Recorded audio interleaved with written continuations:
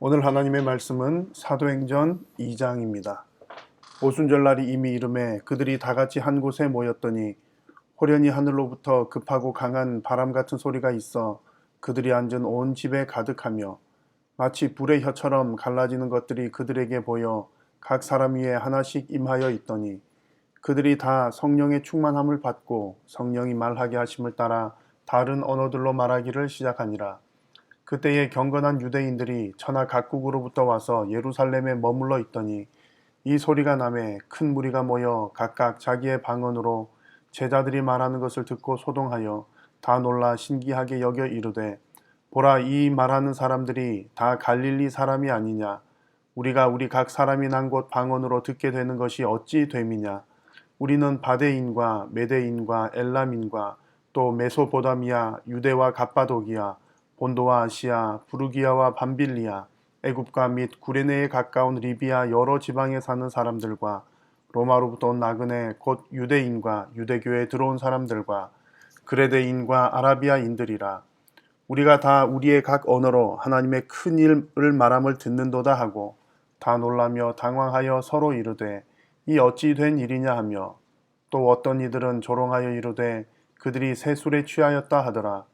베드로가 11사도와 함께 서서 소리를 높여 이르되, 유대인들과 예루살렘에 사는 모든 사람들아, 이 일을 너희로 알게 할 것이니 내 말에 귀를 기울이라. 때가 제3시니 너희 생각과 같이 이 사람들이 취한 것이 아니라 이는 곧 선지자 요엘을 통하여 말씀하신 것이니 일러스되, 하나님이 말씀하시기를 말세에 내가 내 영을 모든 육체에 부어주리니 너희의 자녀들은 예언할 것이요 너희의 젊은이들은 환상을 보고 너희의 늙은이들은 꿈을 꾸리라.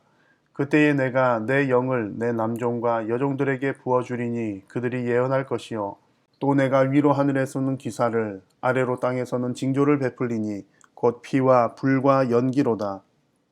주의 크고 영화로운 날이 이르기 전에 해가 변하여 어두워지고 달이 변하여 피가 되리라. 누구든지 주의 이름을 부르는 자는 구원을 받으리라 하였느니라. 이스라엘 사람들아, 이 말을 들으라.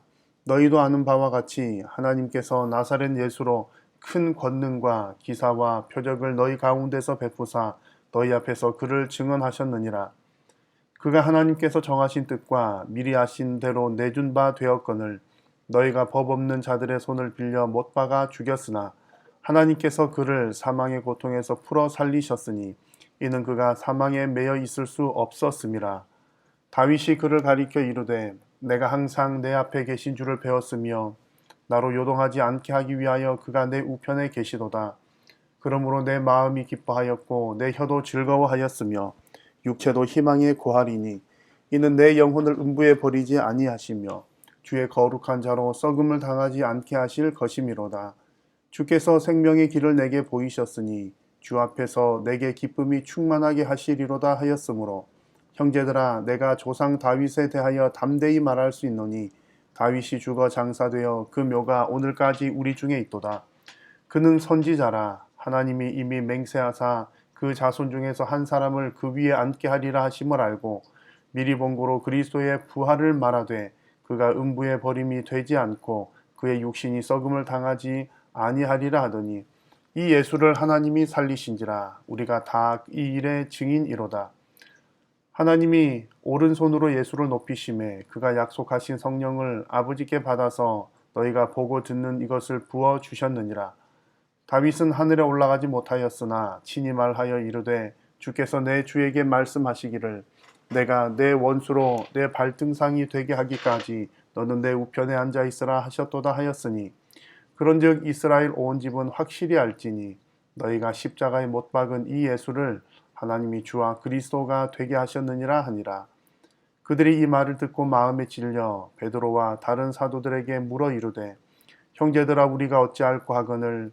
베드로가 이르되, 너희가 회개하여 각각 예수 그리스도의 이름으로 세례를 받고 죄 사함을 받으라. 그리하면 성령의 선물을 받으리니 이 약속은 너희와 너희 자녀와 모든 먼데 사람 곧 주 우리 하나님이 얼마든지 부르시는 자들에게 하신 것이라 하고, 또 여러 말로 확증하며 권하여 이르되, 너희가 이 패역한 세대에서 구원을 받으라 하니, 그 말을 받은 사람들은 세례를 받음에 이날에 신도의 수가 3,000이나 더하더라. 그들이 사도의 가르침을 받아 서로 교제하고 떡을 떼며 오로지 기도하기를 힘쓰니라. 사람마다 두려워하는데 사도들로 말미암아 기사와 표적이 많이 나타나니 믿는 사람이 다 함께 있어 모든 물건을 서로 통용하고 또 재산과 소유를 팔아 각 사람의 필요를 따라 나눠주며 날마다 마음을 같이하여 성전에 모이기를 힘쓰고 집에서 떡을 떼며 기쁨과 순전한 마음으로 음식을 먹고 하나님을 찬미하며 또 온 백성에게 칭송을 받으니 주께서 구원받는 사람을 날마다 더하게 하시니라. 아멘. 오늘 읽은 사도행전 2장 말씀은 오순절 성령 강림 사건에 대한 내용입니다.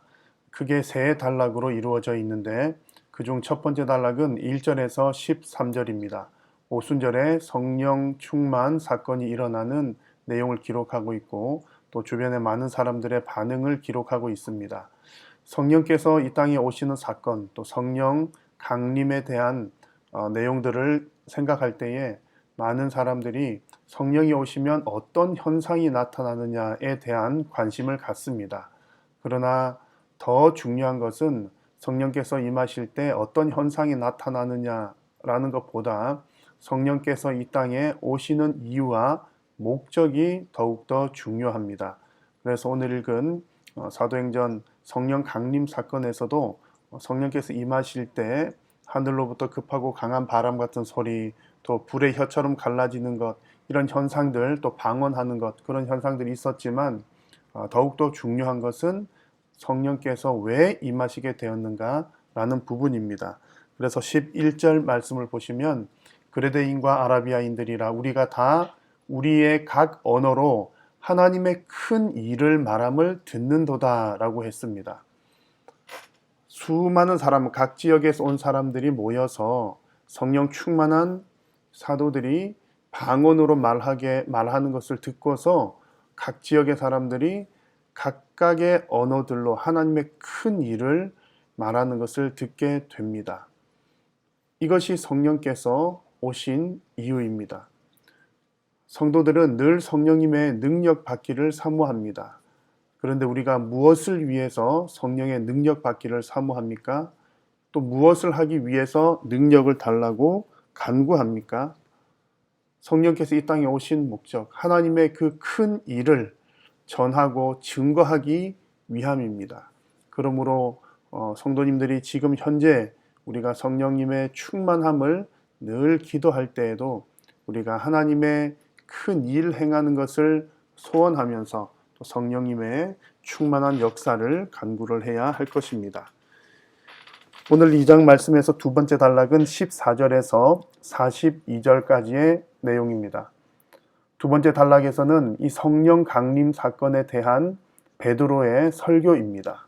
이 성령 강림 사건에 대한 부연 설명이라고 할 수가 있겠습니다. 많은 사람들이 정말 놀랍게 바라보았던 그 성령 강림 사건, 이 사건은 이미 선지자 요엘과 또 다윗의 예언을 따라 이루어진 것이다 라고 하는 것이 베드로의 그 설교의 핵심적인 내용입니다. 16절에도 이는 곧 선지자 요엘을 통하여 말씀하신 것이니 라고 말씀을 했고, 또 25절에서도 다윗이 그를 가리켜 이르되 라는 말씀을 했습니다.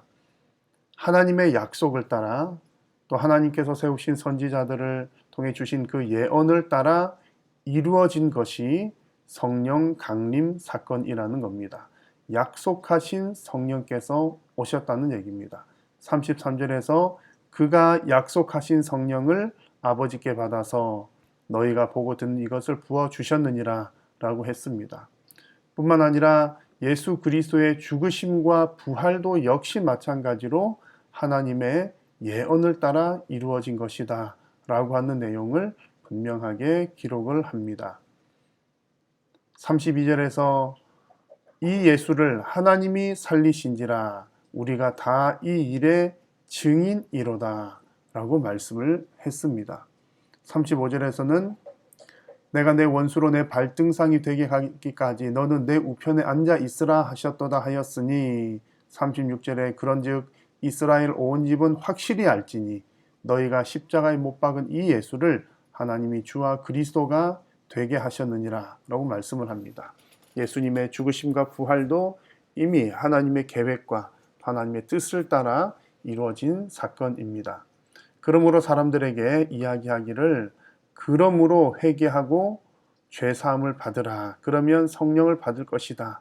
라고 베드로는 설교를 했습니다. 모든 역사는 하나님의 주관 아래에 있습니다.